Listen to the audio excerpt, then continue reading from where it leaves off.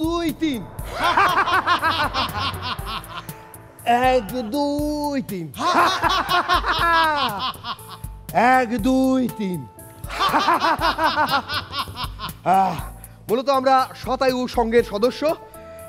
আমাদের যে সবচেয়ে সিনিয়র সদস্য তার বয়স 48 বছর এদিকে, এবং আমাদের সবচেয়ে যে ফিট সদস্য সে অসুস্থ হাসপাতালে, এই কারণে আজকে সদস্য সংখ্যা একটু কম। ওকে, আচ্ছা, এই যে বিভিন্ন জায়গায় এরকম ক্লাবের সদস্যরা আছে, সকালবেলা উঠে ওরা হাসাহাসি করে কেন? ওরা কি হাসও দেখতে পারে না নাকি? হাসলে শরীর ভালো থাকে, তাহলে হাসও দেখে তোরা হাস নাকি? ওকে, কি জিমে জিমে আর বলো না, 3 বছর আগে জিমে ভর্তি হয়েছিলাম। হ্যাঁ, 3 বছরে স্বাস্থ্যের কোনো উন্নতি নাই। হ্যাঁ, এখন মনে হচ্ছে কালকে থেকে জিমে যাওয়াই লাগবে। তার মানে তুমি এতদিন যাও নাই? আরে যাইতে হবে কেন, ভর্তি হয়েছি না। আরে ওকে, একটু আপনাদের আমাকে একটু দেখাই। 6 প্যাক কই ইয়া গেল কোথায়? এই যে ডাম্বেল যে বাবা, ভেরি গুড ভেরি গুড। ব্যায়াম করতে হাতের বাড়তাছে পেট। শবনম ফারিয়াকে মুগ্ধ করতে আজকে এই হাসর মঞ্চে একটু দেখিয়ে দিতে চাই।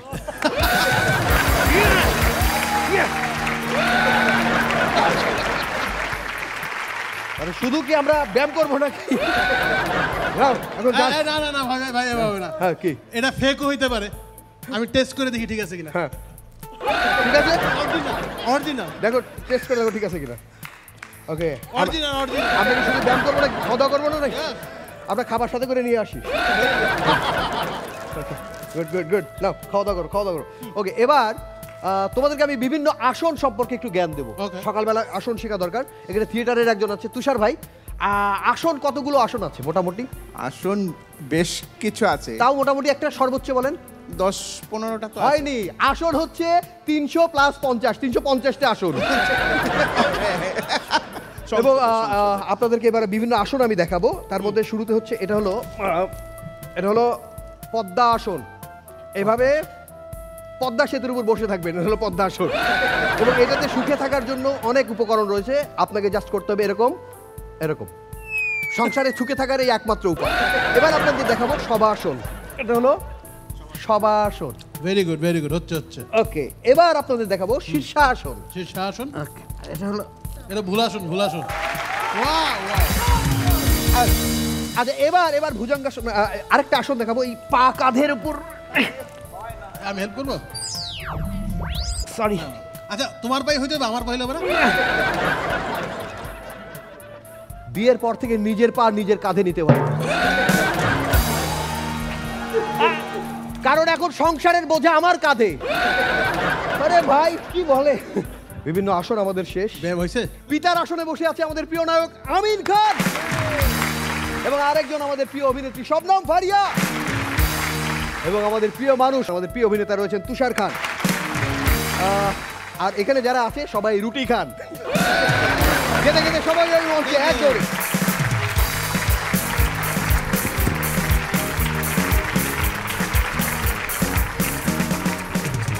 ওকে, আজকে একটু এক্সারসাইজ মুডে আছি। এতক্ষণ যা করলাম এটা হচ্ছে যোগা। আর তাহলে এটা কি? এটা কি? এটা যোগা। আমি মূলত অল টাইম ফিট থাকতে পছন্দ করি। এইখানে যে আসনে খালি দেখতে পাচ্ছেন, উনি এখনো দেরি করছেন, কারণ এখনো তিনি জিমে রয়েছেন। কে আসতে চলেছে জিম থেকে সরাসরি এখানে আসবেন, তার জন্য দর্শকদের জন্য সারপ্রাইজ থাকলো, আমরা তুলে রাখলাম। একটা জোরে হাততালি। মূলত আমি জিম করতে খুব পছন্দ করি। আমি থাকি মূলত আজিমপুর, এবং আমার প্রিয় অভিনেতা জিম ক্যারি। ওকে, বডি বিল্ডিং হবে, কিন্তু মানুষের সোল তো আসল, যেটা ঠিক রাখার জন্য আমরা কাজ করছি, এবং যে কাজটা করছি ঠিকঠাকভাবে করছি কিনা সেই আয়োজন আজকে আপনাদের দেখাবো। সবাইকে আমন্ত্রণ জানিয়ে শুরু করছি আজকের মার্সেল প্রেজেন্টস হাসো সিজন 7। আজকে বডি নয়, আপনাদের চোয়াল ঠিকঠাক রাখতে হবে, কারণ আজকে এই এপিসোডে যারা যারা রয়েছে দুর্দান্ত পারফর্মার, তারা একে একে আসবে এবং আপনাদেরকে আনন্দ দেবে, কিন্তু তার আগে আমাদের কস্টিউম স্পন্সর টাসেল এবং 12 ক্লদিং এর জন্য জোরে হাততালি হোক। প্রিয় দর্শক, আপনাদের বলে রাখি, এই জার্নিতে যে হবে চ্যাম্পিয়ন মার্সেল তাকে দিচ্ছে 5 লক্ষ টাকা, যে হবে ফার্স্ট রানার আপ মার্সেল তাকে দিচ্ছে নগদ 3 লক্ষ টাকা, যে হবে সেকেন্ড রানার আপ মার্সেল তাকে দিচ্ছে 2 লক্ষ টাকা, যে হবে চতুর্থ তার জন্য মার্সেল পুরস্কার রেখেছে Marcel coated super saver inverter AC, যে হবে পঞ্চম তাকে মার্সেল দিচ্ছে একটি দারুণ ওয়াশিং মেশিন, ষষ্ঠ যে হবে তাকে দিচ্ছে একটি মার্সেল রেফ্রিজারেটর।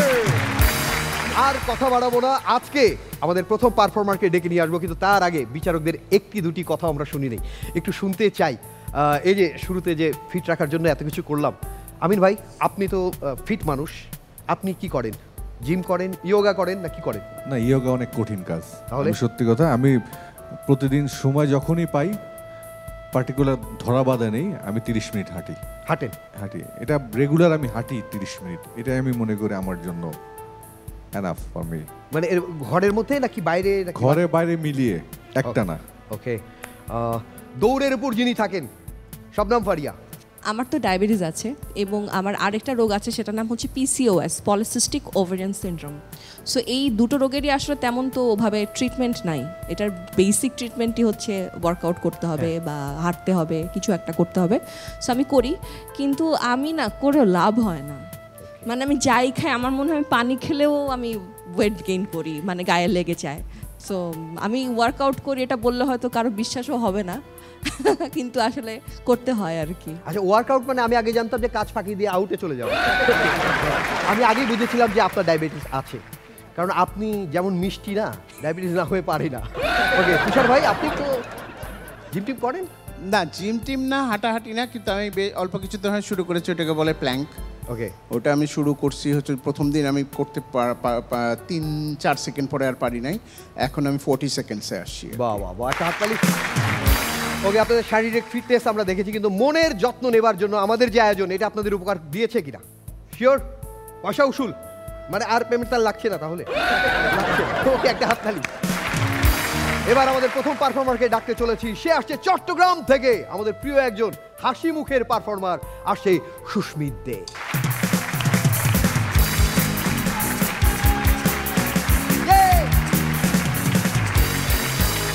কেমন আছেন সবাই? ভালো। আত্মীয় স্বজন নামটাই ইরিলেভেন্ট, কারণ সব স্বজন আপনার আত্মীয় নাও হইতে পারে, কিন্তু সব আত্মীয় ডেফিনেটলি আপনার স্বজন হবে না। আমাদের বাসায় আত্মীয় আসলে আমাদের ভালোই লাগে প্রথম দিন পর্যন্ত। যত দিন যায় তত অপেক্ষা বাড়তে থাকে, কখন যাবে কখন যাবে। যেদিন যাওয়ার দিন হয় ওই দিনটা আমার বাবা 1 ঘন্টা আগের থেকে স্টেশনে পৌঁছে থাকে, কারণ আর যাই হোক ওদের ট্রেন মিস করা যাবে না। কিছু আত্মীয় তো আমাদের বাসায় মাসে 2-3 বার করে আসে, আর যাওয়ার সময় আমাদেরকে বলে তোমরা তো আমাদের বাসায় আসোই না। আমার কথা হচ্ছে, ওরা যদি আমাদের বাসায় আসা বন্ধ না করে তাহলে না আমরা ওদের বাসায় যাব। তবে পার্সোনালি আমার বাসায় আত্মীয় আসলে আমার থেকে সেই ভালো লাগে, কারণ বাসায় গেস্ট আসলে আমার মার চণ্ডালিকা রূপটা আমাকে দেখতে হয় না। দারুণ। আমিন ভাই, আমার মামার বাসায় আমি যখন যাই তখন আমার মামা মুরগি না খাওয়ায় আমাকে যেতেই দেয় না, কিন্তু আমার মামা আমার বাসায় আসলে খাসি না খেয়ে যেতেই চায় না। তো আমার জ্যাঠার সাথে আমার বছরে দেখা হয় একবার, কিন্তু প্রতি 3 মাস পর পর আমার জ্যাঠার কথা আমার মনে পড়ে, কারণ আমার জ্যাঠা আমার বার্থডেতে প্রাইজ বন্ড গিফট দেয়, 3 মাস পর পর প্রাইজ বন্ডের রেজাল্ট দেয়। পারি আপু, এই যে ফ্যামিলি বিয়েতে না আমার না যেতে ইচ্ছা করে না, কারণ আমার মেজো জ্যাঠা আমাকে দেখলেই বলে কি বিয়ের বয়স তো হইছে, সিরিয়াল তো কাছাইছে, কিছু চিন্তা করছো? একটা ত্যাগ তো বিরক্ত হয়ে গেছি। আমার বড় জ্যাঠা যেদিন মারা যায় আমি না পারতে আমার মেজো জ্যাঠাকে বলেই ফেলছি, কি জ্যাঠা সিরিয়াল তো কাছাইছে, চিন্তা করছেন কিছু? আমার সব হিসাব মিলে, খালি একটা হিসাব মিলে না। আমার বাসায় মার বাড়ি থেকে আত্মীয় আসলে আমার মা প্রোঅ্যাক্টিভ, কিন্তু বাপের বাড়ি থেকে আত্মীয় আসলে আমার মা সর্দি জ্বর কাশি লেগেই থাকে। তবে মাকে দোষ দিয়ে লাভ নাই, আমার বাপের সাইডটা আসলে বিশাল গোষ্ঠী। আমার ঠাকুরদার সময় সব থেকে আরামের চাকরি ছিল পরিবার পরিকল্পনা অধিদপ্তরের চাকরি। কারণ আমার ঠাকুরদার পরিবার পরিকল্পনার মধ্যে খালি পরিবার ছিল, কোনো পরিকল্পনা ছিল না। তো স্কুলে গেলে আমাকে ছোটবেলায় বলছিল ফ্যামিলি ট্রি আঁকতে। তো সবাই যে যার যার খাতায় ফ্যামিলি ট্রি আঁকতেছে। আমি যখন ফ্যামিলি ট্রি আঁকতে গেছি আমাকে 2টা লুজ পেজ নিতে হয়েছে।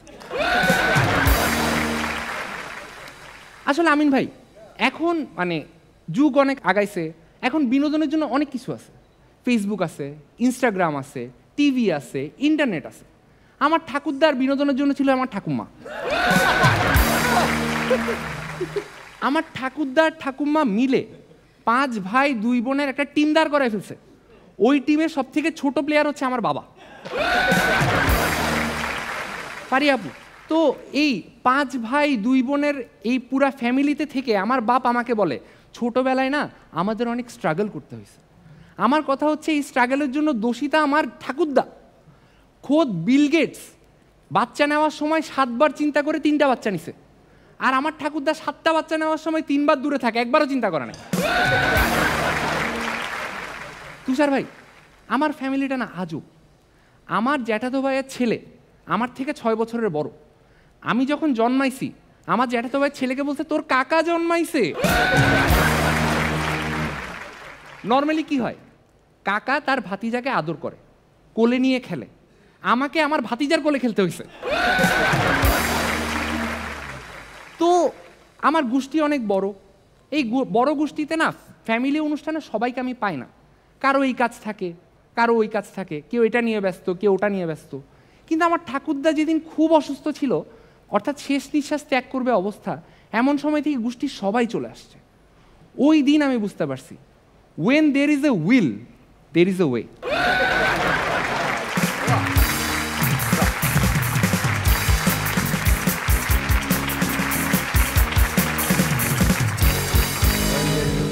There is a way. অবশ্যই তুমি তোমার ওয়ে তৈরি করে ফেলেছো। আমাদের বিচারকরা তাদের রায় দিচ্ছে। সুস্মিত দে, দারুণ ছিল তোমার হাসি মুখে এই দুর্দান্ত পারফরমেন্স। যতবার দেখছি ততবারই মুগ্ধ হচ্ছে। এটা জোরে হাততালি হচ্ছে। বিচারকদের কেমন লেগেছে শুরুতেই বলবে আমিন খান। সুস্মিতে ফাটিয়ে দিয়েছো আজকে, সত্যি বলি, মন থেকে বললাম, আজকে তুমি একদম টোটালি ফাটিয়ে দিয়েছো। এবং তোমার এই জিনিসগুলো না, আমি ছোটোবেলায় জয়েন্ট ফ্যামিলিতে বড় হয়েছি, একদম টোটাল ভিজুয়ালি দেখতে পেয়েছি। তবে একটা জিনিস যেটা বললে যে আত্মীয় স্বজন আসলে কবে বিদায় হবে সেই আশায় থাকতাম, কিন্তু সত্যি কথা বলি, ছোটোবেলায় যখন বাসায় আত্মীয় স্বজন আসতো আমরা বেশি খুশি হতাম, মানে যেতে দিতে চাইতাম না। কারণ যতদিন আত্মীয় স্বজন বাসায় থাকবে মনে হয় যেন একটা উৎসব উৎসব থাকতো। এই জিনিসটা এখন আসলে সত্যি খুব মিস করি আমরা। কেন জানি আমাদের সমাজ ব্যবস্থাটা এমন হয়ে গেছে, বাসায় আত্মীয় স্বজন আসলে সবাই যেন কেমন মুখ কালো করে থাকে। আমার মনে হয় এটা মনে খুব বেশি একটা ভালো লক্ষণ না, আমাদের ভবিষ্যৎ প্রজন্মের জন্য এটা খুব একটা ভালো হবে না মনে হয়। তো আমরা একটু সচেতন হই। জোকস অসাধারণ ছিল, বিউটিফুল বিউটিফুল। ওইটা কি আমার ভাগ্নিটা বলছি কি না, আমার এক ভাগ্নি আছে, তো ওদের বাসায় গেছি, তো আমার দেখি যে ব্যাগ নাই। তো আমি জানি যে আগে আমরা আমার মামাদের ব্যাগ লুকাতাম, যে বাসা থেকে যেতে দিব না, যেদিন চলে যাবে ব্যাগ লুকায় রাখতাম। তো দেখি আমার ভাগ্নে আমার ব্যাগ লুকাইছে, আমি ব্যাগ পাচ্ছি না। আমি বলছি না না এরকম করো না, আমার যেতেই হবে, আমার ব্যাগ কোথায় লুকাইছো? বলছে মামা লুকাইনি, গাড়ি দিয়ে আসছি। দিন বদলাইছে। ওকে, শবনম ফারিয়া, যার অনেক ভাগনা ভাগ্নি আছে। হ্যাঁ, আমার 4টা ভাগনা ভাগ্নি আছে এবং আমার ভাগনা ভাগ্নির অনেক বড়। আমার বড় ভাগ্নি 27, সো গ্রোন আপ। পিঠাপিঠি আপনারা? আমরা পিঠাপিঠি দুজন। ওর ফ্যামিলি প্ল্যানিং এর কথা বলার পর মনে পড়লো, আমার বাবা থানা স্বাস্থ্য পরিবার পরিকল্পনা কর্মকর্তা ছিলেন। আচ্ছা। তো একদিন আমার মা আমাকে হেভি মাইট দিছে, মানে যেটা হয় ছোটবেলায়। তো আমি অনেক দুঃখ কষ্ট নিয়েছিলাম যে আমি বড় হয়ে গেছি, 4-এ পড়ি তখন, হয়তো বা একটু বড় আর কি। তো আমি বললাম যে আমি বাবার কাছে কমপ্লেন দিতাম, বলছিলাম বাবা তুমি হেলথ অ্যান্ড ফ্যামিলি প্ল্যানিং নিয়ে কাজ করো, তুমি ঠিকঠাক ফ্যামিলি প্ল্যানিং কেন করো নাই? 16 ইয়ার্স পরে তোমাদের আরেকটা বেবির কি দরকার ছিল? আমি পৃথিবীতে না আসতো তখন আম্মুর মাইট খেতে হইতো না আমার।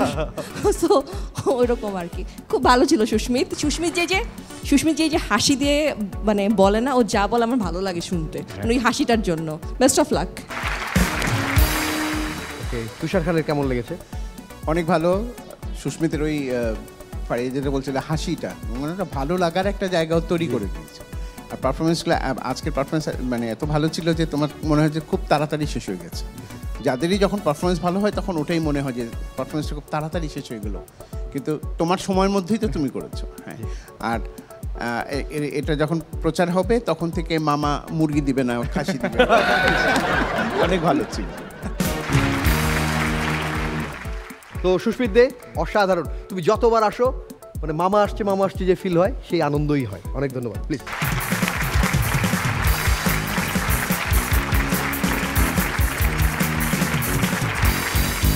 আজকে সুস্মিত দে দিয়ে একেবারে দুর্দান্ত শুরু হয়েছে, তার মানে বুঝতেই পারছেন আজকে পুরো আয়োজনটা জুড়ে আপনাদেরকে হাসি আনন্দ দেবার মতো ভরপুর আমাদের প্রিপারেশন আছে।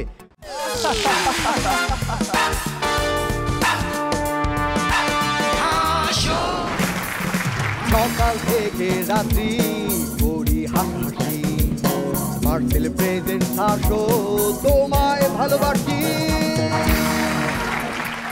বাংলাদেশের একমাত্র কমেডি রিয়েলিটি শো যার নাম মার্সেল প্রেজেন্টস হাসো সিজন 7। হাসো সিজন 7 অনেক দিক থেকে লাকি, তার মধ্যে সবচেয়ে বড় লাকি আমাদের প্রিয় তিনজন বিচারক রয়েছেন আমাদের সঙ্গে, যাদের কমেন্টস এবং মার্কিং এর মধ্যে দিয়ে ধীরে ধীরে আমরা পৌঁছে গেছি টপ 10-এ, এবং টপ 10-এ 10 জন। ও, টপ 10-এ তো 10 জনই থাকবে, কি একটা ইনফরমেশন, টপ 10-এ 10 জন আছে। টপ 10-এ প্রত্যেকে 2 বার করে পারফরমেন্স করার সুযোগ পেয়েছে দুইটি দলে। প্রথম গ্রুপের পারফরমেন্স শেষ, আজকে দ্বিতীয় গ্রুপ, এবং বলে রাখি আজকে এলিমিনেশন আছে। ওকে, আমাদের হার্টবিট বাড়ছে, আমরা আমাদের প্রিয় মানুষদের হারাতে চাই না, কিন্তু তাদেরকে টিকে থাকতে হবে তাদের পারফরমেন্স দিয়ে। আমাদের গ্রুমাররা চেষ্টা করছে হরদম, তাদের জন্য জোরে একটা তালি হোক। আর কথা বলবো না, আমাদের এবারে কন্টেস্টেন্টকে ডাকতে চলেছি, যে আসছে ঢাকা মিরপুর থেকে, ফাইজা হাসিন শৈলী। মায়া বন তিহারিণী ফিরনি ভোজন স্বপন বোরহানি, কেন তারে গিলিবারে চায় মন অকারণ, মায়া বন তিহারিণী। Hello, this is another Faiza and আমারও ক্ষুধা লাগছে। আমার আত্মীয় স্বজন যখনই বলে ডায়েটিং, আমি শুনি ডাই ইটিং, খাইতে খাইতে মরে যাবো। আমি কি লেভেলের ফুডি এটা বোঝানোর জন্য আপনাদেরকে একটা উদাহরণ দেই। ওই দিন আমার অনেক ক্ষুধা লাগলো, তো এরপরে আমি রান্না করার জন্য মাংস প্রেসার কুকারে চড়াই দিলাম। অনেকক্ষণ সময় হয়ে গেল, কিন্তু প্রেসার কুকারে সিটি বাজতেছে না। আমারও এদিকে আর সহ্য হচ্ছে না, তো এজন্য আমি নিজেই নিজের মুখ দিয়ে 3টা সিটি বাজিয়ে মাংস নামিয়ে খেয়ে ফেললাম। আমি শপিং করতে সাধারণত 3 বার যাই। প্রথমবার যাই দেখতে, পরের বার যাই কিনতে, এরপর যাই পাল্টাতে। শপিং করতে যাই, এটা বড় কথা না, বড় কথা হচ্ছে 3 বারে আমি ফুচকা খাই। মাঝে মধ্যে আমার খাইতে খাইতে কিছুক্ষণ পর এমন অবস্থা হয় যে আমার নর্মাল টপও ক্রপ টপ হয়ে যায়। প্রেমিক প্রেমিকারা সাধারণত একজন আরেকজনের সাথে খাবার শেয়ার করে খায়, আবার অনেক সময় দুজন ভিন্ন ভিন্ন ডিশ অর্ডার করে, দেন টেস্ট করে দেখে কারটার টেস্ট কেমন। তো একবার আমি আর আমার বয়ফ্রেন্ড একসাথে রসগোল্লা খেতে বসলাম। তো আমি একটার পর একটা খেতে খেতে এক খালি রসগোল্লা একবারে খেয়ে ফেললাম। তখন আমার বয়ফ্রেন্ড আমাকে বলতেছে, খালি একা একাই খাবা, আমাকেও একটু দাও। তখন আমি ওকে একটা রসগোল্লা খাইতে দিলাম। তো রসগোল্লা খাওয়ার পর বলতেছে, বাহ মজা তো, আমাকে আরেকটা দাও। তখন আমি ওকে বললাম, প্রথমটা খাইছো না, মজা লাগছে? বলে হ্যাঁ। হ্যাঁ, তো বাকিগুলোর টেস্টও একই রকম। ওই দিন রসগোল্লা খাইতে খাইতে একটা সময় এমন অবস্থা হইলো যে আমি বেহুশ হয়ে গেলাম। তো এরপরে আমার মুখে পানি ছিটানো হইলো, ডাক্তার আসলো, আমাকে ওষুধ দিল, দিয়ে বলে এই ওষুধটা খাও, খেলে তুমি বেটার ফিল করবা।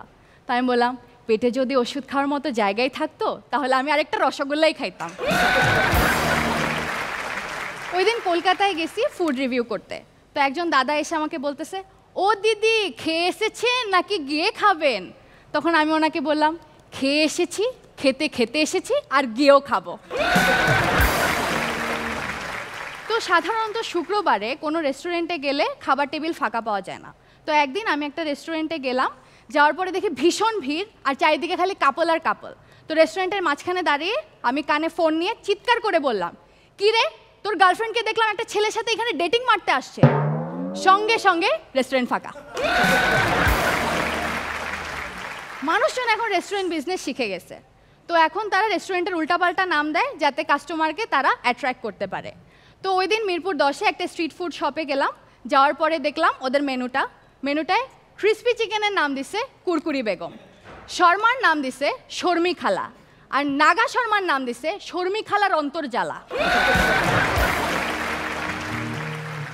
আমার ক্রাশও মনে হয় ফুডি ছিল, ও আমার সব ফিলিংস খায়া ফেলছে। আমি এক বসায় 50টা পেস্ট্রি খাইতে পারি। তো ওই দিন আমার ফ্রেন্ড আমাকে কল দিল যে তোর জন্য একটা ক্লায়েন্ট পাইছি, তুই যদি এক বসায় 50টা পেস্ট্রি খাইতে পারোস তাহলে তোকে 10,000 টাকা দিবে। আমি বলে এগুলো কোনো ব্যাপার নাকি, তুই খালি নিয়ে আয়। তো এরপরে আমরা 50টা পেস্ট্রি নিয়ে বসলাম, ক্লায়েন্ট আসলো 2 ঘন্টা পরে, এসে আমার ফ্রেন্ড বলল এখন তুই পেস্ট্রি খাওয়া শুরু করতে পারোস। তো 10টা পেস্ট্রি খাওয়ার পর আমি আর খাইতে পারতেছি না। এরপরে আমার ফ্রেন্ড আমাকে জিজ্ঞেস করলো, কী রে শৈলী, তুই খাইতে পারতেছিস না কেন? আমি বললাম আমিও বুঝলাম না আমি কেন খাইতে পারতেছি না। বিশ্বাস কর, তুই আসার আগে আমি জাস্ট 3 বার প্র্যাকটিস করছি।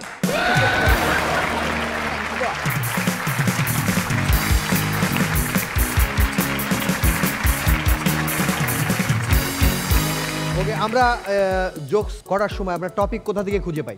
আশপাশ থেকে। ও এর আগে পারফরমেন্স করতে এসে 2-3 বার দেখেছে বিচারকরা কতটা খাওয়ায় ব্যস্ত থাকে, তারপর থেকে ও ঠিক করলো ওকে আমি খাওয়া দাওয়া নিয়ে একটা টপিক করবো। ওকে, ওকে, খেতে যার ভাল লাগে সবচেয়ে বেশি, আমরা এদিক থেকেই আসি। তুষার খান। ভালো ছিল শৈলী, আর শৈলীর একটা জিনিস আমার ভালো লাগে, ওর এক্সপ্রেশনটা, যে জিনিসগুলো আছে, মানে খালি জোকস বলা না, সাথে যেটা বলছো সেটার সাথে তোমার যে এক্সপ্রেশনটা যায় সেটা তোমার ভেতর থেকে অটোমেটিক্যালি চলে আসে। অনেক ভালো ছিল। শৈলীকে আজকে ভীষণ সুন্দর লাগছে, তাই না? খুব ভালো ছিল শৈলী, বেস্ট অফ লাক। আমিন খান। না, আজকে পারফরমেন্স শৈলীর আগেরগুলোর মতোই হয়েছে, খুব কনফিডেন্টলি করেছো এবং এনজয় করেছি পারফরমেন্সটি। এবং একটা ওর জোকস খুব আমি রিলেট করতে পেরেছি, যে খাবারের নাম বললো না, কি যেন? শর্মি খালার অন্তর্জালা। শর্মি খালার অন্তর্জালা। আমি কিছুদিন আগে কক্সবাজারে একটা রেস্টুরেন্টে খেতে বসছি, তার মেনুতে দেখলাম টারজান মোরগ, মানে মোরগের ঝাল ফ্রাই, এটার নাম দিচ্ছে টারজান মোরগ। মানে এমন ঝাল দেয়া, এটা খেলে তোমাকে ঝুলতে হবে বা দৌড়াতে হবে। সো এটা এখন ট্রুলি সত্যি এরকমই হচ্ছে। পারফরমেন্স সুন্দর ছিল, একদম টারজান মোরগের মতো ঝুলা, মানে ঝুলছে আর কি, উঠছে। ওকে, শৈলী তোমার জন্য শুভকামনা।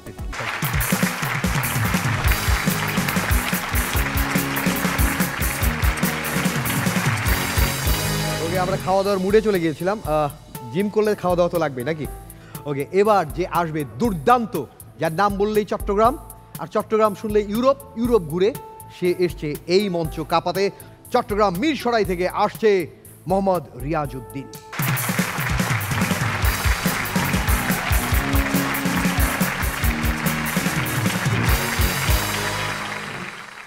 হ্যালো।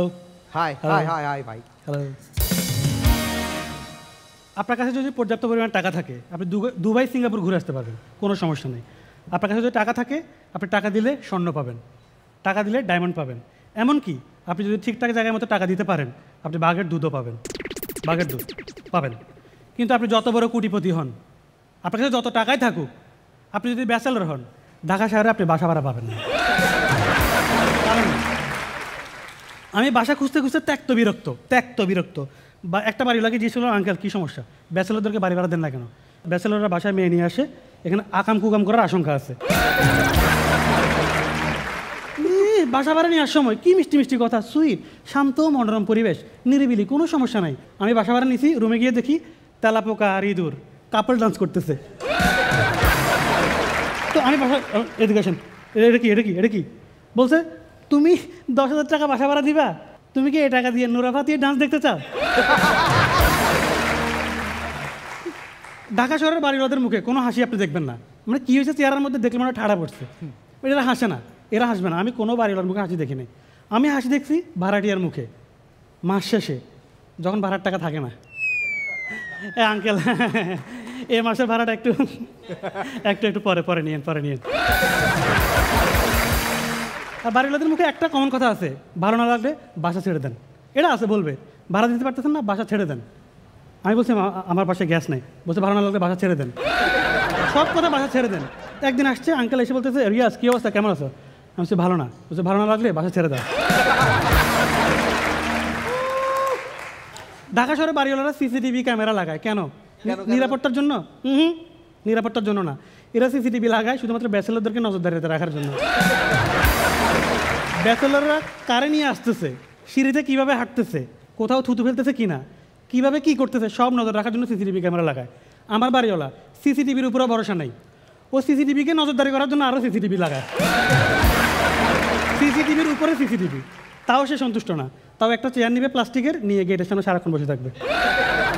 কিসের এত নিরাপত্তা? এটা কি বাসা নাকি এয়ারপোর্ট? সব ডকুমেন্টস আমার থেকে, সব আমার আইডি কার্ড, আমার বাপ মায়ের আইডি কার্ড, আমার 14 খানদানের আইডি কার্ড, জন্ম নিবন্ধন, ছবি, ব্লা ব্লা সব নিছে। আমার কাছে আমার ডেথ সার্টিফিকেটও চাইছে। ওটা আমি দিতে পারিনি। ভাই কথায় বাসা ভাড়া বাড়াই দেয়, কথায় ডলারের দাম বাড়ছে, 2000 টাকা বাসা ভাড়া বেশি। ডিমের দাম বাড়ছে, বাসা ভাড়া 2000 টাকা বেশি। সাইফুলের বিয়ে হচ্ছে না, 2000 টাকা বাসা ভাড়া বেশি। আমি বলছি কি কথায় বাসা ভাড়া বাড়াই দেন, আমি মানি না। বলছে বাড়ানো লাগলে বাসা ছেড়ে দেন। এরকম করে আমার 8 মাসের জমা পড়ছে বাসা ভাড়া, 8 মাসের জমা, টাকা দিতে পারি না। আসছে, রিয়াজ 8 মাসের বাসা ভাড়া দাও। বলছে আঙ্কেল টাকা নাই।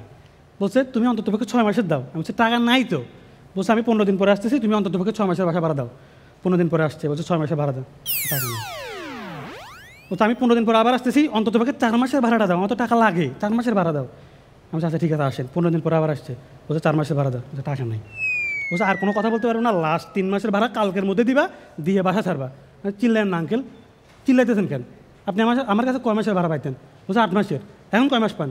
3 মাসের। আস্তে আস্তে শোধ করতেছি তো। আমি একটা ব্যাচেলর বাসায় থাকি। হ্যাঁ, ব্যাচেলর বাসায় সব থেকে ইম্পর্টেন্ট ব্যক্তি বাসার মালিক না, সব থেকে ইম্পর্টেন্ট ব্যক্তি হচ্ছে বাসার দারোয়ান। দারোয়ান হচ্ছে আমাদের গার্লফ্রেন্ডের মতো, সময় এবং টাকা দিয়ে ওরা পটাইতে হয়। ঠিক যখন পটাবেন সে অন্য জায়গায় চলে যাবে। না অবস্থা।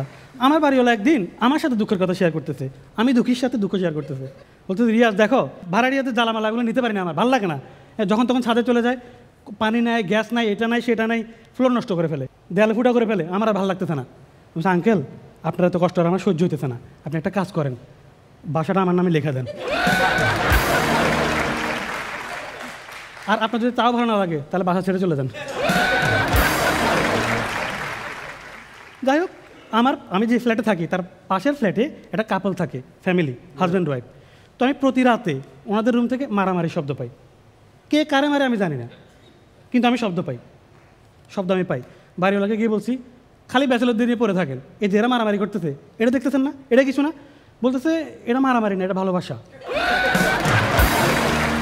ভালোবাসা বলছে দেখো না কেউ কাউকে ছেড়ে যায় না, সেটা ভালোবাসা। তারপর থেকে আমি যদি বাসায় কোনো মেয়ে নিয়ে আসি, আমি গেট থেকে মারতে ঢুকি। আমি বাড়ি ছেড়ে দিবে বলতেছে আমাকে নোটিশ দিছে, তুমি বাসা ছাড়ার আগে যে অবস্থায় বাসায় উঠছ ওই অবস্থা বাসাটা দেখে যাও। তো আমি বের হওয়ার সময় 2টা বেসিন ভেঙে দিয়ে বেরিয়েছি।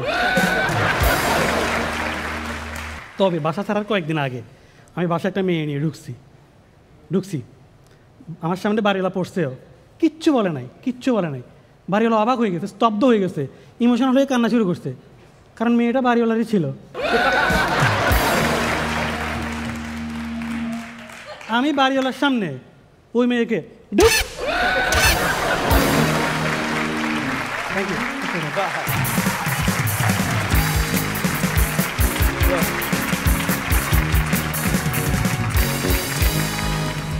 ওকে রিয়াজ ভাই, দুর্দান্ত। আসলে দীর্ঘ জার্নিতে নতুন টপিক এবং নতুনভাবে আবার নিজেকে প্রমাণ করা, এটা আসলে খুব ডিফিকাল্ট, যে কাজটা আপনি দুর্দান্তভাবে করতেন। ওকে, আমি একটু বলি, আপনি জীবনে কোনো বাড়িওয়ালার মুখে হাসি দেখেননি? ছাড়া। আচ্ছা, একজনকে আপনি তো নোটিস করতে পারছেন। আর বলেন, জীবনে কোনো বাড়িওয়ালার মুখে আপনি হাসি দেখেননি? হ্যাঁ, কি মনে হয়? এপারে তো আছে, দুই পাশে 2 বাড়িওয়ালা আছে, একটা জোরে হাততালি। তারা রিলেট করতে পেরেছে নিশ্চয়ই, এবং ভাবতেছে গালি কি আমারই দিচ্ছে নাকি।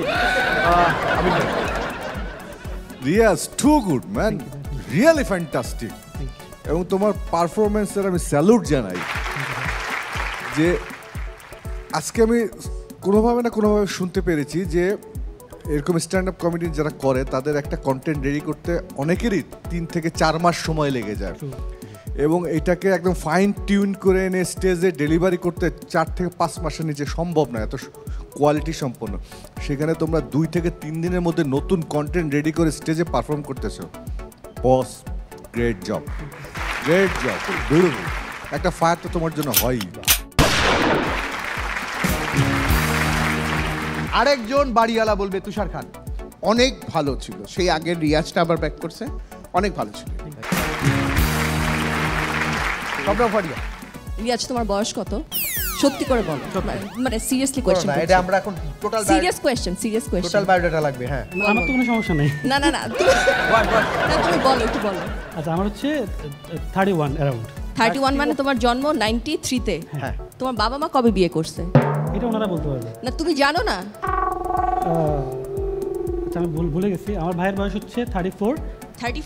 হ্যাঁ, তার মানে ও ইমিডিয়েটলি না? আমার আব্বু হচ্ছে 25 বছর 26 বছর বয়সে বিয়ে করছে। তো ওনারা এত দেরিতে বাচ্চা কাচ্চা নিছে কেন? আর একটু আগে নিলে। রনি, ডিস্টার্ব করবা না, শেষ করতে দাও। আর একটু আগে নিলে তোমার বাসা ভাড়া নিয়ে এত প্রবলেম হইতো না, আমার বাসায় নিয়ে যাইতে পারতাম। আমারও বাসা ভাড়া পাইতে প্রবলেম হয়, প্রবলেম সলভ হয়ে যাইতো। না না, এখন দেখো মহিবুল্লাহকে অ্যাডপ্ট করতে পারছে, তোমার এমন একটা বয়স। অ্যাডপ্ট করতে হবে কেন?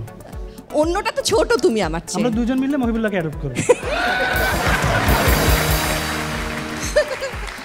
চিন্তা করবো, ভালো ছিল, ভালো ছিল। অনেক অনেক ধন্যবাদ, থ্যাংক ইউ, থ্যাংক ইউ।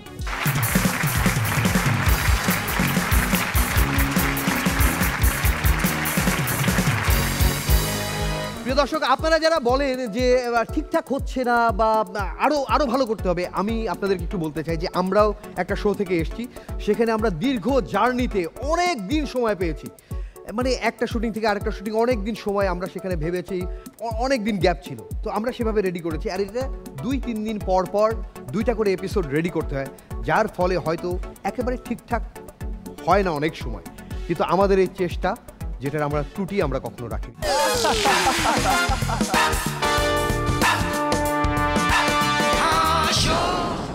বাংলাদেশের একমাত্র কমেডি রিয়েলিটি শো, যার নাম মার্সেল প্রেজেন্টস হাসো সিজন 7। লাকি সিজন 7-এ দুর্দান্ত একজন পারফর্মারকে এবার ডেকে নিয়ে আসবো, যে আমাদেরকে হতাশ করেনি কখনো। হাসি মুখের এক পারফর্মার, খুলনা খালিশপুর থেকে তারেক মাহমুদ। আরে 2-1 প্যাকেট কাজু বাদাম, 2-3 কিলো চিনি, আর সময় মতো সন্ধে হলে সব শালারে চিনি। পাগল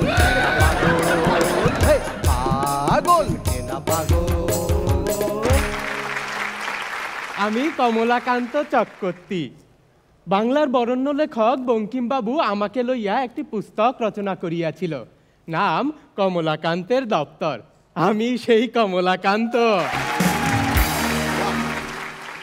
মনুষ্য জীবনে যেমন ধন সম্পদ, বিড়ি সিগারেট তথা হাসর মঞ্চে শবনম ফারিয়াকে আলিঙ্গন করিবার নেশা রইয়াছে, আমারও নেশা রইয়াছে, তবে আফিমে।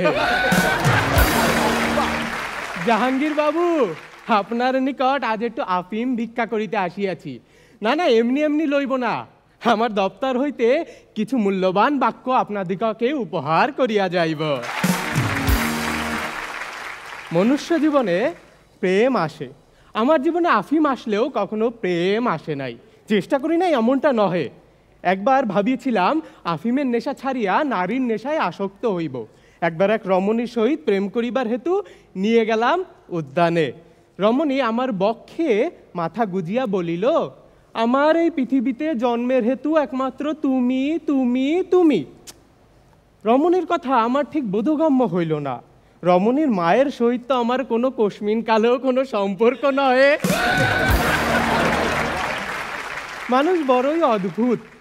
ধরুন, আমিন খান অপেক্ষা সুন্দর কোনো ব্যক্তি আপনার দরজার নিকট আসিয়া মূত্র বিসর্জন করিতেছে, আপনি কি করিবেন? আপনি হয়তো তাহাকে সামনে পাইলে তাহার পশ্চাতে পদাঘাত করিবেন। কিন্তু এই একই কাজ যদি আমিন খান আসিয়া স্বয়ং করে, তখন আপনি কি করিবেন? তখন হয়তো আপনি কাব্য রচনা করিবেন। সুস্বাগতম হে বরুণ, দরজায় কেন, আমার খাটে আসিয়া করুন। কমলা প্রেম করে নাই সত্য, কমলার বিবাহ হয় নাই সত্য, তবে ঘর ঘর ঘুরিয়া দেখিয়াছে পতিগণের কাছে বধূরা হচ্ছে মৌমাছির চাকের ন্যায়। ইহাতে মধু আছে সত্য, ইহা গুনগুন করিয়া গান গায় সত্য, কিন্তু ইহাতে যদি ভুলক্রমে কোথাও ঢিল মারা হয়, পুরো পাড়া সারা জাগাইতে ইহারা একাই যথেষ্ট। মহল্লার ছোট ছোট চ্যাংড়া ছেলেরা আমাকে দেখলেই মাঝে মাঝে ভেঙচি কাটে। সেদিনকে আমি পাড়ার রাস্তা দিয়ে যাচ্ছিলাম, একটা ছেলে আমাকে দেখে ভেঙচি কাটিতে শুরু করিল। আমি তাহার নিকটে যাইতেই সে আবার মুখের ভিতর লুকাইয়া লইল। যেই আবার প্রত্যাখ্যান করিব, আবার সে মুখের ভিতর লুকাইল, আবার দেখাইল। আমি রাগান্বিত হইয়া জিজ্ঞেস করিলাম, ওহে বালক, তুমি তোমার জিহ্বার তলে উহা কি লুকাইতেছ? বালক বলিল, কমলার বিচি। আমাদের নসিরাম বাবু সেদিনকে আফিম খাইয়া তাহার পশ্চাৎদেশ উপর করিয়া নিদ্রায় গেল। আমি তাহার পাশে আফিম খাইয়া ঝিমাইতেছিলাম। হঠাৎ তাহার পশ্চাৎদেশ হইতে এক বিশাল শব্দ সিঙ্গার ছাড়িয়া গেল। আমি তাহাকে প্রথমে দূষিত বায়ু চিন্তা করিয়া প্রত্যাখ্যান করিলাম। কিছুক্ষণ পর মনে হইল তাহার পশ্চাৎদেশ আমাকে কিছু বলিতে চায়। আফিমের গুণে আমার দিব্যকর্ণ প্রাপ্ত হইল। শুনিলাম সে খুবই করুণ সুরে বলতিছে, ওহে মানুষ, তোমরা আমাদের মুখের ভাষা কারিয়া লইলা কেন? আমরা সামান্য পুক করিয়া শব্দ করিলেই তোমরা আঙ্গুলি দিয়া নাসিকা চাপিয়া ছি ছি করো কেন? আমাদের কি দোষ? তোমরা আমাদেরকে কেন এত অবহেলা করো? আমরা তো আর এই বর্তমান সামাজিক যোগাযোগ মাধ্যমের হেই গায়েস বলা সাংবাদিক নহে। তোমরা মোলার তরকারি খাও, সমস্যা নহে। তোমরা মোগলাই পরাটা খাও, সমস্যা নহে। কিন্তু তাহার ফলে যে দুর্গন্ধ ঝাঁঝালোযুক্ত হাইড্রোজেন সালফাইড গ্যাস উৎপন্ন হয়, ইহার দায়ভার আমাদের উপর চাপাইতে লজ্জা করে না? আমরা তোমাদের পিছনে পড়িয়া থাকি, আমাদেরকে মারিয়া তোমরা কি সুখ পাও? তবে আমরাও এখন থেকে প্রতিবাদ করব। আমরা বাক রুদ্ধ করিব। কত মানুষ বোমা মারিয়া দেশ ছাড়িয়া চলিয়া যাইতেছে। কই, তোমরা গুলির শব্দে তো ভয় পাও না, তোমরা বোমার শব্দে তো ছি ছি করো না। আমরা শুধু পুক করিলেই দোষ। জাহাঙ্গীর বাবু, ও জাহাঙ্গীর বাবু, না এতক্ষণেও যখন আফিম পাইলাম না, মনে হয় সে নিজেই আফিম খাইয়া ভুট হইয়া পড়িয়া আছে। আপনারা কিসের অপেক্ষা করতেছেন? বিচার কার্য শুরু করুন।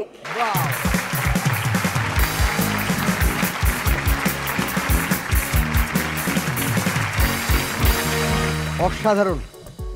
এরকম একটা উপন্যাস থেকে, এরকম একটা চরিত্র থেকে এভাবে যে হাস্যরস তৈরি করা যেতে পারে, সেলুট আপনাকে, সেলুট। আমরা উপন্যাস নিয়ে অনেক রকম সিনেমা দেখেছি, গান দেখেছি, কিন্তু কমেডি করা এই দুঃসাধ্য কাজ সাহস করে যে করেছে তাকে কে কি বলবেন বলুন।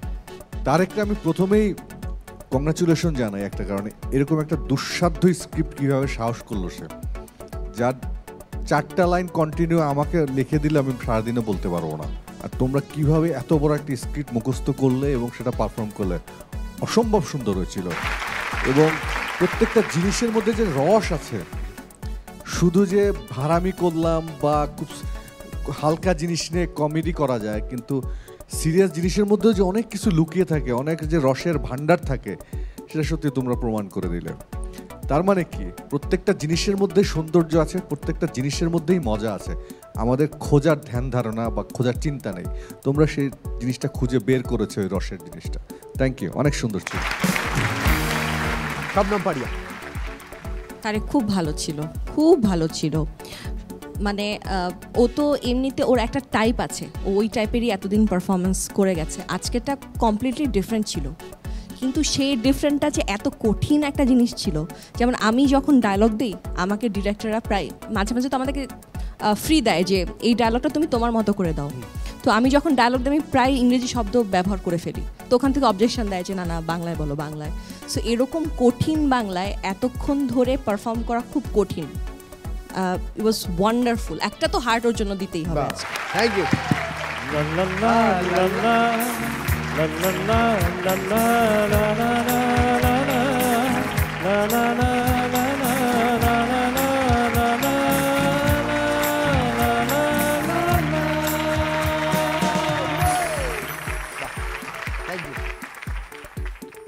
দুজনে তো বলেই দিল যে কত কঠিন কাজ তুমি করেছো।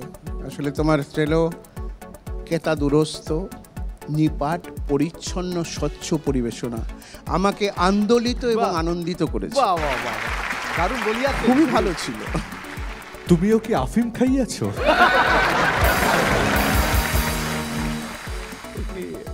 এইটা সোফার তারেকের বেস্ট পারফরমেন্স। Thank you. এরকম একটা চ্যালেঞ্জ নিয়েছিলেন এবং দুর্দান্ত পারফরমেন্স। আচ্ছা, এত সুন্দর পারফরমেন্স কিন্তু তারপরেও কমলাকান্তর সংসার কেন টেকে না? কারণ তার বউ প্রায় বলে কমলা ক্লান্ত।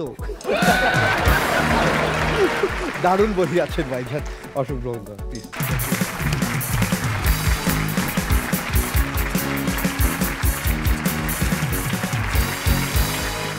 ওকে, এই পারফরমেন্সের রেশ মাথার মধ্যে রয়ে গেল। এরকম একটা স্ক্রিপ্ট থেকে যদি এরকম পাঁচ বের হয়, এরকম মজা বের হয়, আমি বলবো যে এই ধরনের এক্সপেরিমেন্ট কেন আমরা আরও করলাম না। আমাদের গ্রুমারদের ধন্যবাদ যে এরকম একটা এক্সপেরিমেন্ট আমরা দেখি। ধন্যবাদ।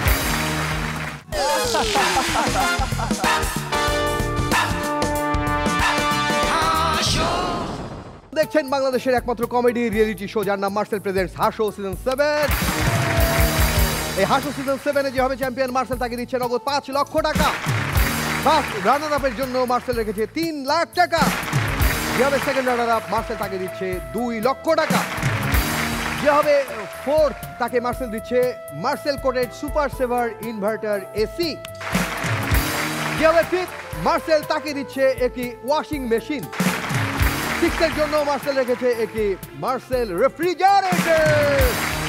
এছাড়া আজকের এপিসোড উইনার পুরস্কার তো পাবেই, কিন্তু বলে রাখি আজকে কিন্তু এলিমিনেশন আছে। টপ 10-এর লড়াই চলছিল, জানি না কয়জন আমাদের সঙ্গে 7 রাউন্ড থেকে 8 রাউন্ডে যাবে। আস্তে আস্তে আমরা ফাইনালের দিকে এগিয়ে যাচ্ছি। আমরা আমাদের প্রিয়জনদের হারাতে বসেছি। আজকে যে আসবে, যার পারফরমেন্স দেখবার জন্য এখন আমরা প্রস্তুতি নিচ্ছি, সে তার স্বজনদের নিয়েই বলবে। কাদের নিয়ে বলবে সে এসেই বলবে, কিন্তু তার আগে তার পরিচয়টা ওইভাবে দিতে চাই যে ইনফরমেশনটা শহর থেকে শহরে, চাঁদপুরের শহরাস্তি থেকে শহরে ছড়িয়ে পড়েছে। যে ইনফরমেশন এই হাসো সেট থেকে, সেই ইনফরমেশনের একটি তো হচ্ছে শবনম ফারিয়া সিঙ্গেল। এই খবরটা যতবার বলি খুব ভালো লাগে। আর আরেকটা হচ্ছে তার নাম জাহিদ হোসেন হৃদয়, বাবার নাম শাহাবুদ্দিন, মায়ের নাম মরিয়ম।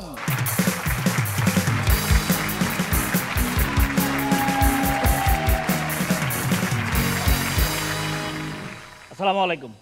মেন্টর, রাবার, ব্যান্ড, হারিয়াবু, হ্যালো। হারিয়াবু, আপনার ভূত ভয় পান? ভূত? আপনারা ভূত ভয় পান? পান। কিন্তু আমি কোনো ভূত ভয় পাই না, কারণ আমার ছোট বোন আছে, তাও আবার 2টা। যার জীবনে 2টা ছোট বোন আছে তার জীবনে শত্রুর দরকার নাই। আমার 2 বোন, আমার 2 বোনের কাছে বর্তমানে আমি এতটা অবহেলিত এবং এতটা বিতাড়িত যে আমার 2 বোন যদি বাংলাদেশের 2টা পলিটিক্যাল পার্টি হয় তাহলে বর্তমানে আমার অবস্থা হইল আফা।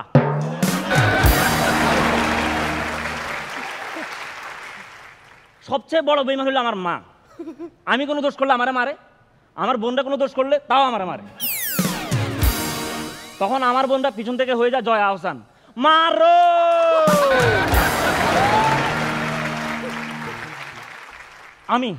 আমার 2টা ছোট বোন। তো একদিন আমি বাইক থেকে এসে দেখি একটা গ্লাস ভাঙা।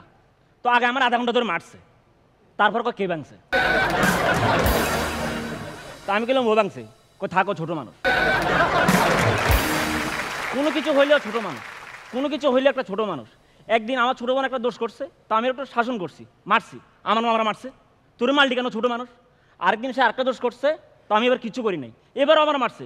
কিন্তু তোর বড় ভাই, তোর দায়িত্ব নাই? আমার 2 বোন, যে আমার ছোট তার সাথে আমার সম্পর্কটা একটু কম্পিটিটিভ, সে সব কিছু আমার কাছ থেকে ভাগ চায়। আমি জীবিকার তাগিদে একবার আমার বাস থেকে 20 টাকা চুরি করছি বেঁচে থাকার জন্যে। সে ওটা দেখছে, দেখে বলতেছে আমার 10 টাকা দিতে হবে, নাইলে আম্মুর বলে দিব। তো আমি 10 টাকা দিছি, আম্মু আসছে, সে ঠিকই বলে দিছে। ওই টাকা আম্মু আমার মাইরা নিয়ে গেছে, নিয়ে ওরও বকশিস দিছে।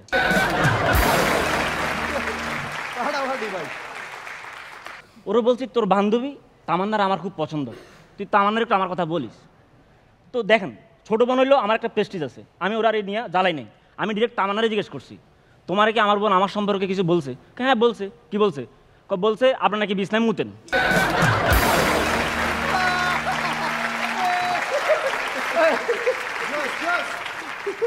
বাসায় এসে থাপ্পড় দিছি থাপ্পড়, কান্না করা শুরু করছে যে আমি আজকে বাসা থেকে বেরোয় যাবো, এই বাসা আমি ছাড়বো না, এই বাসা আমি ছেড়ে আমি চলে যাবো। আমি বলছি ঠিক আছে, তুই বাসা থেকে চলে যা, আমি একটা গরু কিনতেছি। কেন গরু কিনবি কেন? তো আমি বললাম আমি নিয়ত করছি যেদিন আমি বিপদ মুক্ত হবো, ওই দিন আমি এলাকাবাসীর গরু খাওয়াবো। আর ওকে ইউটিউব দেখে নতুন নতুন রান্নার আইটেম ট্রাই করে। কিছুদিন আগে আমার পাস্তা খাইতে দিছে, আমি খাইয়া বমি করে দিছি। আমি কইলাম এটা তুই কি খাইতে দিলি, এটা মানুষ খায়, তুই নিজে খাইছিস এটা? না, তোর দিয়ে টেস্ট করাইছি। আর কোন আছে ছোট, যে সবার ছোট, সে হইলো আলালের ঘরের দুলাল, লাইফ নিয়ে তার কোনো টেনশন নাই। আমি শিওর, ধরেন আমাদের ঘরে আগুন লাগছে, সবাই আগুন নিবাচ্ছে, দৌড়াদৌড়ি করতেছে, ও ওই আগুনে বারবিকিউ করবে। সারাদিন সে অনলাইনে অর্ডার করে, 30 দিনে 40টা অনলাইনে অর্ডার করে। ও নারাজ.com থেকে এতটা অর্ডার করছে যে নারাজ.com ওর জন্য পার্সোনাল ডেলিভারি ম্যান রাখছে। আমি এখনো অনলাইনে ঠিকমতো অর্ডার করতে পারি না। কিছুদিন আগে আমি একটা জামা অর্ডার করে আমার বোনকে গিফট করছি, যেটা আমি পাঞ্জাবি মনে করে কিনছিলাম। ও সারাক্ষণ ফেসবুক ইনস্টাগ্রাম চালায়, মেজাজও গরম হয়ে গেছে। ধমক দিলাম, তুই এই তোর পড়ালেখা, আজকে থেকে তোর ফেসবুক ইনস্টাগ্রাম চালানো বন্ধ। বড় ভাই ও আমার কথা শুনছে, ও ফেসবুক ইনস্টাগ্রাম বন্ধ করছে, এখন টিকটক চালায়। কিছুদিন আগে আমার বলতেছে ভাইয়া আমার না ড্যানিয়ান কেক খুব পছন্দ। তো বোন বলছে, আমি বাইরে থেকে 3-4টা কেক নিয়ে আসছি, ওরে দিলাম। কেন আনছস কেক? আমি কইলে তুই না কেক পছন্দ? ভাইয়া এই কেক সেই কেক না, এই কেক হইলো কোরিয়ান ড্রামার নায়ক। হ্যাঁ, কোরিয়ান ড্রামার নায়ক, ড্যানিয়ান কেক। আচ্ছা। আমি বললাম আজকে থেকে তোর কোরিয়ান ড্রামা দেখাও বন্ধ। বড় ভাইয়ের কথাও শুনছে, এখন সে কোরিয়ান ড্রামা দেখা বাদ দিছে, এখন পাকিস্তানি ড্রামা দেখে। এখন পাকিস্তানি ড্রামা দেখে আমার বলতেছে ভাইয়া মুস্তফা আহমেদ ছেলেটা অনেক ভালো। আর দেখেন, বোনদের এমনি ভালো লাগে, কিন্তু বোনরা যখন সাজে না ভূতের মতো লাগে। আমার বোন আমার কাজিনের বিয়েতে পার্লার থেকে সাইজে আসছে, আমি ওরে চিনতে পারি নাই। আমার মা ওরে খুঁজতে পাঠাইছে, আমি 1 ঘন্টা ধরে বিয়ে বাড়িতে খুঁজছি, ওরে পাই নাই। হঠাৎ করে পিছন থেকে বলতেছে ভাইয়া ভাইয়া, আমি ওরে চিনি নাই। আমি ডেকোরেশনকে বলে দিছি এই মেয়েটাকে খাবার দিও। ঈদের দিন বলতেছে ভাইয়া তোর সাথে আমি সেলফি তুলবো, আমি একটু সাইজে আসি। তো 2 ঘন্টা ধরে সে একটু সাজছে, সাইজা সে আমার সাথে সেলফি তুলছে। কিন্তু দুঃখের বিষয় হইলো ওই 2 ঘন্টা সাজার পরও সে সেলফি ফিল্টার দিয়ে তুলছে। একদিন 7 লেয়ারের মেকআপ নিয়ে আসে, ছবি তুলা ফেসবুকে প্রোফাইল পিকচার দিছে, ক্যাপশন দিছে বি অথেন্টিক বি রিয়েল। আমার কল দিয়ে বলতেছে ভাইয়া তুই আমার ছবিতে রিয়েক্ট দিস না কেন? তো আমি হাহা রিয়েক্ট দিছি। আবার কল দিছে ভাইয়া তুই আমার ছবিতে হাহা রিয়েক্ট কেন দিছস? তো আমি কইলাম বান্দর দেখলে আমার হাসি পায়। আমি ছবি দিলাম, ও আমার ছবিতে অ্যাংরি রিয়েক্ট দিছে। এবার আমি কল দিছি তুই আমার ছবিতে অ্যাংরি রিয়েক্ট কেন দিছস? ভাইয়া কুত্তা দেখলে আমার ম্যাচ গরম হয়ে যায়। হ্যাঁ, কি হাসতে আসার আগে আমি ওর কয়েকটা জোক শুনেছি। ও ভাইয়া তোর তো টিভিতে দেখানো উচিত। আমি কি অনেক সুন্দর হয়েছে না? না, টিভিতে দেখাইলে বন্ধ করে দিতাম। আমার বোন গানও গায় পুরো বাপ পিলাহিড়ির মতো, না কণ্ঠ ভালো না, পুলিশের মতো কণ্ঠ।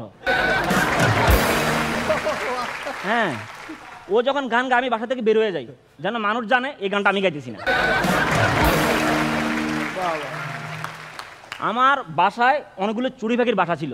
যেদিন থেকে আমার বোন গান ধরছে ওই দিন থেকে চুরি ফাঁকিগুলো এলাকা ছাড়ছে।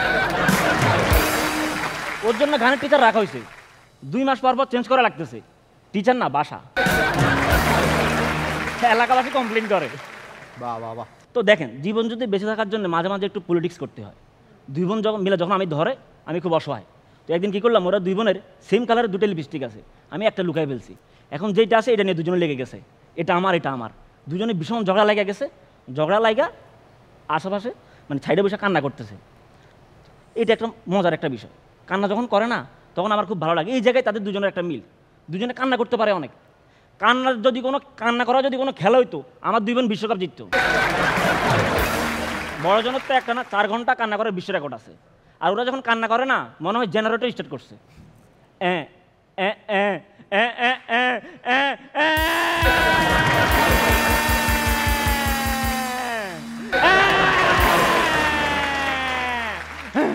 That's better. Thank you so much.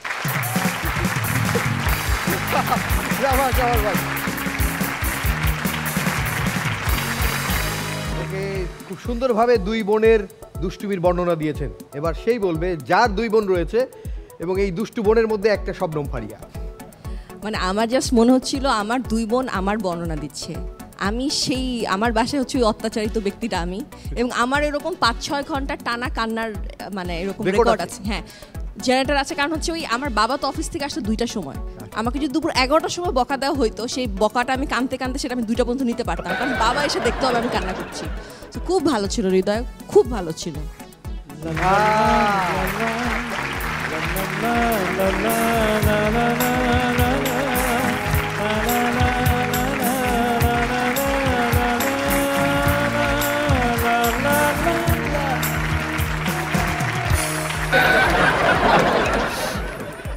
হ্যাঁ, তুষার খান। পরিপূর্ণ পারফরমেন্স। তোমরা যখন আসো, আমি মানে এর মধ্যে প্রায় সবসময় বলছি যে এখন আর তোমাদেরকে আর বিশেষ কিছু বলার নেই। তোমরা সেইভাবে পার হয়ে এসে সময়টা এখন এই জায়গায় এসছো, এবং তখন যখন ভালো পারফরমেন্স করো তখন আসলেই খুব ভালো লাগে। অনেক ভালো ছিল হৃদয়, অনেক ভালো। আমিন খান, কেমন লেগেছে? মানে হৃদয়ের কথার মতো বলতে আর কি।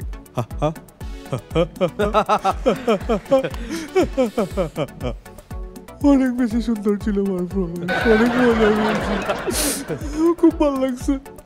এরকম পারফরমেন্স দিয়ে যাবো আরো বেশি ভালো লাগে। থ্যাংক ইউ ভাই। আপনার 2টা কান্নায় কত বড় রেকর্ড আছে আপনার? পিচ্ছি 2টার? হ্যাঁ, কান্নার বেশিক্ষণ না, অল্প সময়। অল্প সময়। ওর মা যখনই লাঠি নিয়ে দৌড় দেয় ঠান্ডা হয়ে যায়। দুর্দান্ত ছিল হৃদয় ভাই, কিন্তু এই পর্বে কে চ্যাম্পিয়ন হয় সেটা দেখতে হলে বাকি সবাইকে এখানে আসতে হবে। প্লিজ চলে একদম।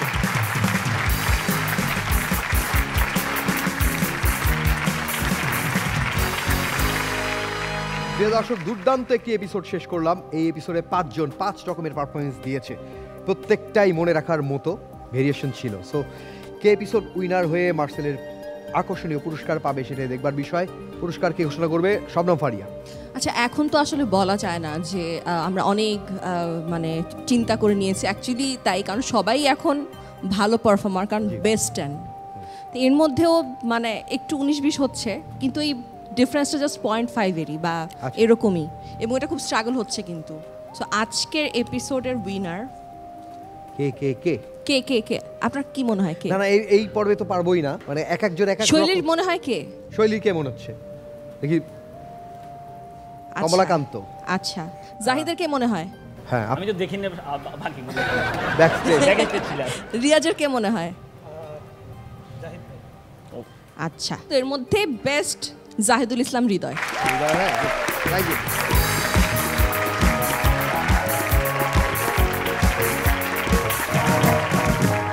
ওকে, এখন পর্যন্ত হাসি আনন্দ সব ঠিকঠাক চলছিল, কিন্তু এরপর জানি না পরিবেশটা কেমন হবে।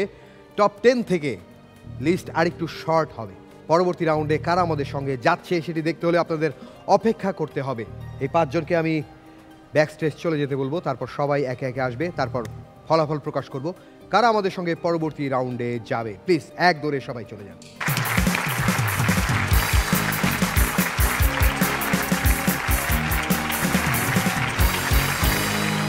আমার হাতে শর্ট লিস্ট চলে এসছে। টপ 10 থেকে আমরা এখন লিস্ট ছোট করব। কয়জন থাকবে আমাদের সঙ্গে পরবর্তী রাউন্ডে, কয়জন যাবে সেটা এখন দেখবার বিষয়। আমি নামগুলো বলছি। টপ 10-এর সবাই এক দৌড়ে চলে আসুন মঞ্চে। আবিদ হাসান, নীরব, তারেক, তরু, রিয়াজ, নীরব, জাহিদ, হৃদয়, সুস্মিত দে, শৈলী, মহিবুল্লাহ এবং আফ্রিদি, 10 জন চলে আসুন মঞ্চে।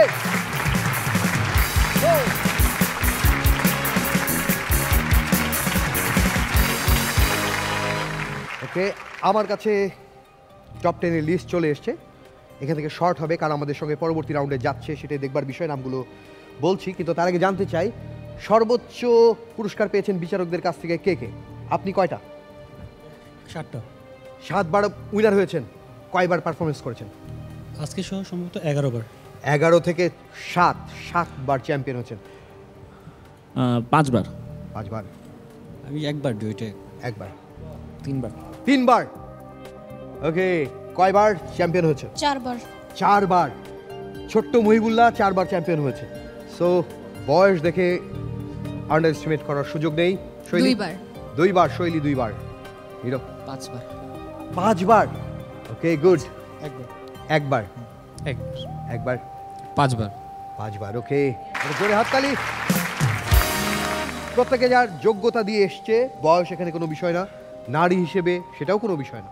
প্রত্যেকে যার যার যোগ্যতা এখানে এসছে, কিন্তু আজকে ফলাফল জানাতে হবে। প্রথমে আমি যে নামগুলো বলবো তারা এক দৌড়ে চলে যাবেন। মোহাম্মদ রিয়াজ উদ্দিন, জাহিদ হোসেন হৃদয়, মেহেদি হাসান তরু এবং আবিদ হাসান নীরব, সবাই এক দৌড়ে পিছনে চলে যান।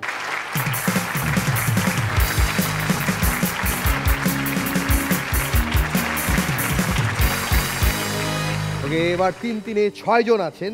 6 জনের মধ্যে থেকে কেউ কেউ আমাদের ছেড়ে চলে যাবেন, কেউ কেউ পরবর্তী রাউন্ডে যাবেন।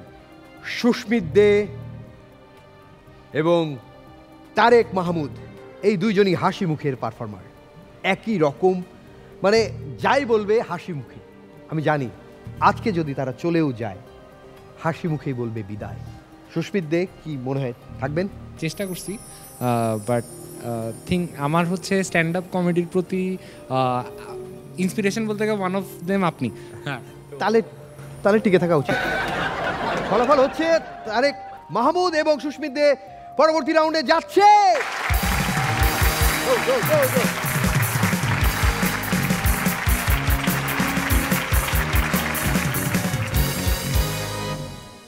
যারা আমাদের সঙ্গে পরবর্তী রাউন্ডে যাচ্ছে না তাদের মধ্যে 4 জনের মধ্যে অবশ্যই আছে, আমি এবার যে নাম বলবো তারা এক দৌড়ে পেছনে চলে যাবে। পরবর্তী রাউন্ডে যে 2 জন যাবে তার মধ্যে একজন আল আমিন নীরব এবং মোহাম্মদ মহিবুল্লাহ পরবর্তী রাউন্ডে যাচ্ছে।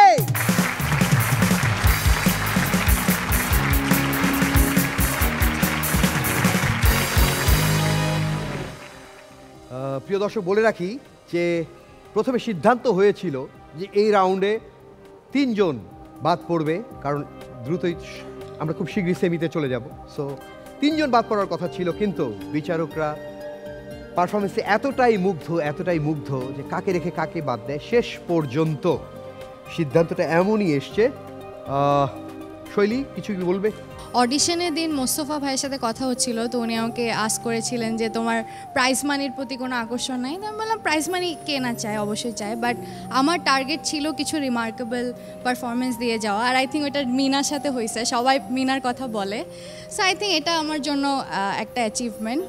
আর অল্প টাইম থাকে প্রিপারেশনের জন্য, যে কোনো পারফরমেন্সের জন্য, তার মধ্যে প্রিপেয়ার করে যে এত দূর আসছি, এখানে পারফর্ম করতে পারি, এটা আমার জন্য বড় বিষয়। ওকে, আমি তো কেন মাইক যে দিলাম, সেই মিনাকে আমরা বুকে ধারণ করেছি, কিন্তু তোমার জন্য খবরটা হচ্ছে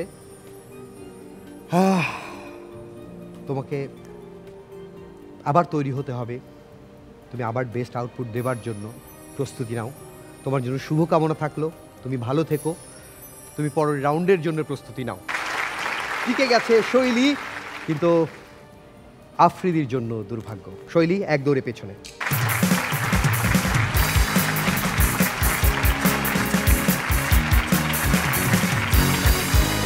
আমরা এই রাউন্ডে একজনকে হারাতে বসেছি এবং সে আমাদের প্রিয় একজন মানুষ। আফ্রিদি নামটাই বুকের মধ্যে গেঁথে আছে। সেই আফ্রিদি নামের আরও একজন স্ট্যান্ড আপ কমেডিয়ান আসলো এবং দুর্দান্ত পারফরমেন্স দিয়ে ছক্কা হাঁকালো, বল করলো, সব কিছুতেই সে অলরাউন্ডার, কিন্তু তারপরেও আজকে হয়তো ভাগ্যটা তার জন্য ছিল না। কি আর বলবো, আমি কমেডি তো করি বেশি দিন হয় না, 1-1.5 বছর হইলো, অ্যান্ড কমেডি ভালো লাগে এই জন্যই করি। So it's okay, fine, thank you. কিন্তু পুরস্কার রয়েছে বিচারকদের কাছে, প্লিজ আপনি এগিয়ে যান।